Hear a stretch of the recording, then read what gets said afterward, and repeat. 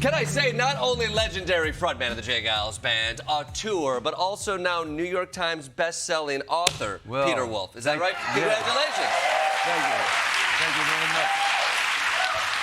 How does that feel?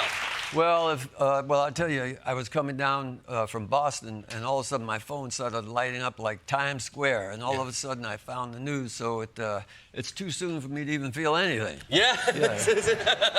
Let it in, Peter. Right. Let it in. Let the pour come down. But, you know, I'm the kind of guy that, you know, comedy depresses me. So, you know, if it's half empty, well, not you. Thank you very much. Jesus. But if it's half empty or half full, I go to the half empty side. So it still hasn't kind of sunk in. The best thing about half empty is it's closer to a refill. There you go. That's pretty good, right? Oh! Well, okay. This was unplanned. Jordan does not know about this. But I did some research on him. Yeah. And he comes from Kalamazoo. That's right. So I got you some special bourbon from Kalamazoo. Oh dear Lord, can we get something from Kentucky in here, please?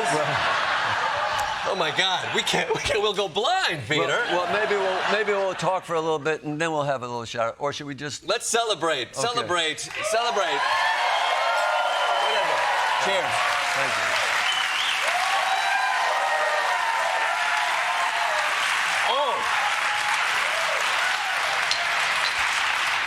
Yeah, that tastes like Southwest Michigan, baby. Oh, baby, yes, sir. Oh. Or what about Flint water? Oh, it's a little healthier than Flint water. I know. Yes. Yeah. I have to say, as we're getting personal, this is a special moment to me in that the sounds in my household growing up were the sounds of the Geils Band. Oftentimes Full House, oftentimes the Bloodshot album, and my father would come out singing bright and early on Saturday morning. And more often than not, he would sing, you saying the phrase, take out your false teeth, mama, I want to suck on your gums. Yeah, man. And I have you to thank for both that comedy and the little scar that it left on my heart. Yeah. And now I find out, I don't know if I should be saying this, but I got to meet your dad in the dressing room. You did, he came, yeah. Where is he? Where is he? Mark Klepper, he's over there in the corner, yes. Yes. All the way from Kalamazoo, Michigan. We gotta get him out. Can we get him out for one quick shake? You want to get him out? Yeah, one quick Mark shake. Klepper, come on out here. This is my dad. Come on. You want to come out? I was telling your dad that Full House was my favorite Geils record. Yeah. And, you know, you like all of them, but that one happens to be my favorite because it was like a snapshot of what we did. Yeah. Like the decisive moment. And we just started at, 99 miles an hour and just kept going. Yeah. And your dad was there. It was in a place called the Cinderella Ballroom. Mm-hmm. And the place was so funky that about 6 months after we played there, they just tore it down, and it's still an empty lot. You literally brought down the house. We brought down the house. You brought down the house. I mean, This book it's great. You're sort of, I read this, you're sort of the Forrest Gump of music and culture of the last 50 years. Like, you have chapters in here, they're little vignettes with Eleanor Roosevelt, Andy Warhol, John Lennon, Norman Rockwell, David Lynch, like these little moments that you find yourself in. Why frame your experience through that lens? Well, Jordan, during the pandemic, friends of mine were writing rock operas, symphonies, doing this and doing that. I just sat and I watched old movies and read. And then a lot of musicians started putting out memoirs. And a lot of them were just, a cookie cutter kind of thing. And unless you were really into the musician, they were kind of boring. And not all of them, but many of them. And so I decided, I was thinking for 10 years of writing a book. And there was a friend of mine, a esteemed writer, Peter Guralnick, that wrote some great books on music, the best books on Elvis that ever been written. Yeah. And he said to me, Peter, if you're going to write the book, you better start now, because the people you're going to want to read are going to be dead. And so there are a lot of notable names in this book, but it's really, I didn't want it to be about me. I wanted it to be about the people that I idolized, and people like Aretha Franklin, who I got to work with, and people like Muddy Waters and John Lee Hooker, and a lot of the book. Yeah, that's right. We got a John Lee Hooker fan here, Coogly Moogly, and Van Morrison, and all these people that I was honored, to get to meet. Yeah. And so when I read some of these other books, they would describe, we ran into so and so, but they didn't really tell you what so and so was about. Yeah. So I tried to, bring out the experiences that I had with these artists, and not all artists, some people are not well known, but people that I thought were just great characters and who really influenced my life. A chapter that I loved is you talk about being in the Greenwich Village in the 60s, sort of as Dylan is coming up. And you're a little bit younger than Dylan, and sort of coming up and watching what was happening and being a part of that scene. Like, what did that scene feel like? I think right now there's sort of this new focus on that era in music with the movie that came out, but it seems so dynamic and yet so intimate at the same time. It was. I mean, Greenwich Village was like a small left bank. There was no neon signs. You had all filled with painters, lots of bohemian people. Yeah. And of course, there was the folk music and a lot of great jazz. There was great jazz clubs so you had people like Charlie Mingus and, Thelonious Monk playing in little clubs, and you can see him almost every night. And then there were the folk singers. I was 16 years old, and I was in this store going through some records. It was a very famous store called the Folklore Center, where all the folk musicians hung out. And I'm hearing behind the curtain this voice. Yeah, piggy, oh, I love my little piggy, oh. And Aretha Franklin. No? We need some more. and so I got mesmerized by this voice. I couldn't see who it was. It was behind the curtain. Didn't know if it was, And all of a sudden, this fella comes out with these two other people walking out with guitars, and I go up to the owner of the shop, and I said, "Who was that guy?" And from that point on, I became mesmerized with the person who became Bob Dylan. And I tried to find out everywhere he played. I was 16 years old, and Bob had just come into New York City. I think it was his second week in New York City. And so I got to really see him as he, first became Bob Dylan. Yeah. And he used to go and hang out at this place called Gertie's Folk City. And every Monday they would have a hootenanny, and you paid $1 to get in, and you had to be 18. The drinking age was 18. I was 16, so I would always go with someone as tall and handsome as yourself. Smart move. Yeah, very smart. Very smart move. And so we'd get in, and I'd always rush to the bar where Bob would be every Monday, and he'd be sitting at the bar. And I remember, he'd be sitting at the bar, I'd be over here, and he'd be talking to some guy. I just heard this guy, Robert Johnson.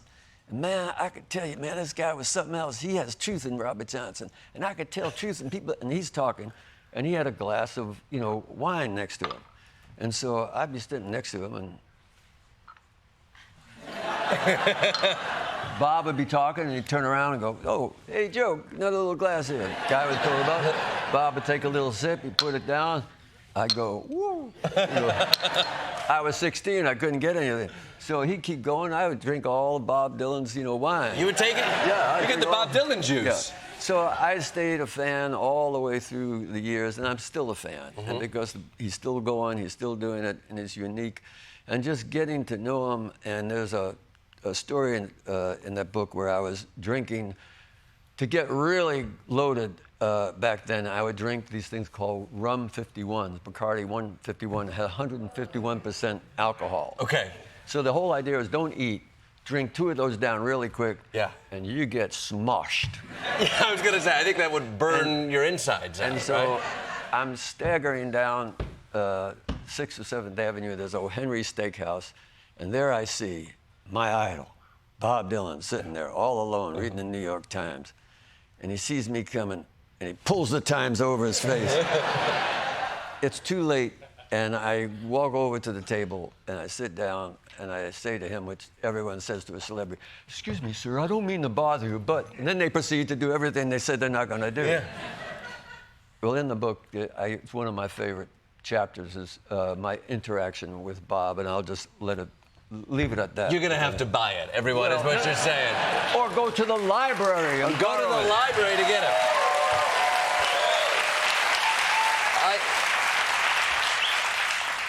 what I love about some of these stories is it does feel like you have these wonderful stories with Muddy Waters and John Lee Hooker, and that essentially are you working your way into carrying musical equipment to get close to folks. Like it feels as if music and also like tradition was being passed shoulder to shoulder, literally, or perhaps Merlot to Merlot, whoever you're stealing liquor bourbon from. to bourbon, yes. Yeah, like So, in some ways, your book is like a testament to the art of hanging out.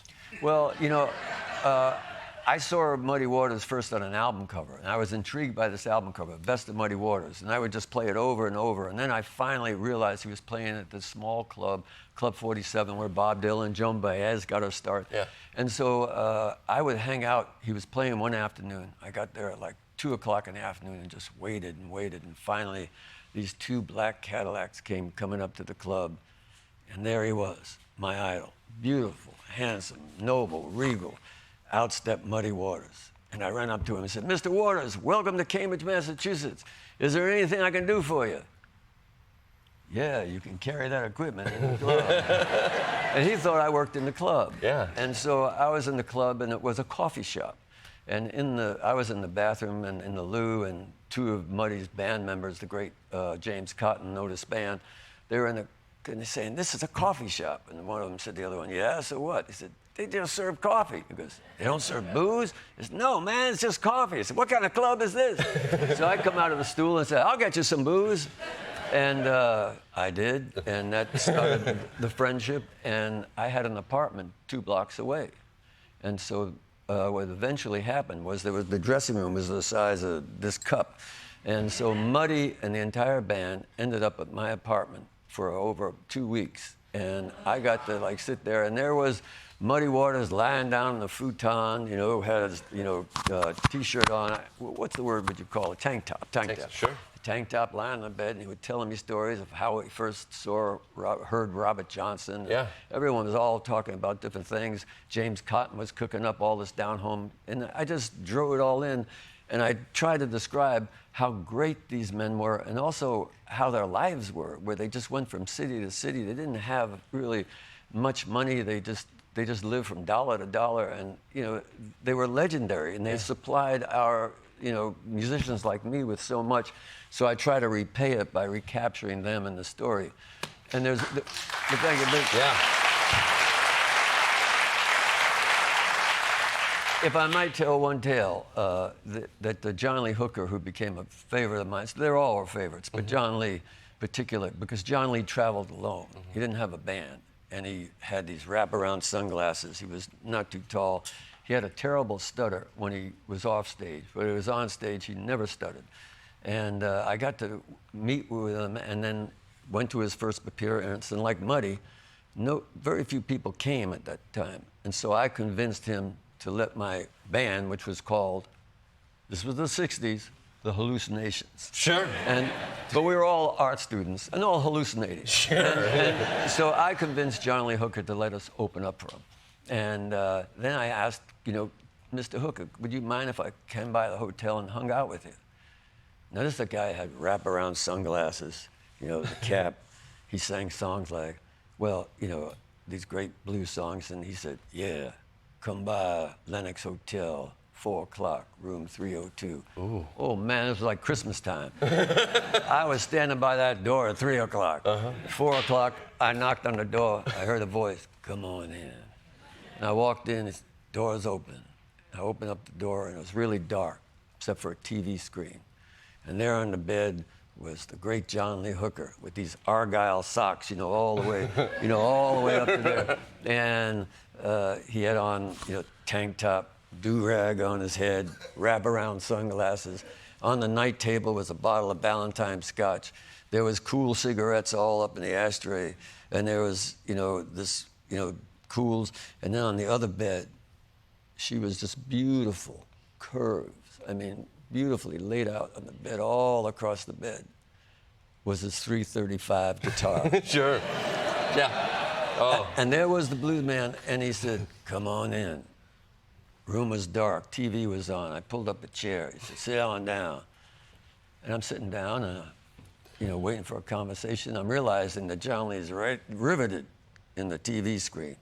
So I look over at the TV screen, and this is the man that sang, I'm mad, I'm bad, I can cut you, I can beat you, I could stab you, I could kill you, I'm mad, I'm bad like Jesse James. This man with the wraparound sunglasses watching TV, and I realize John Lee Hooker is watching Lassie.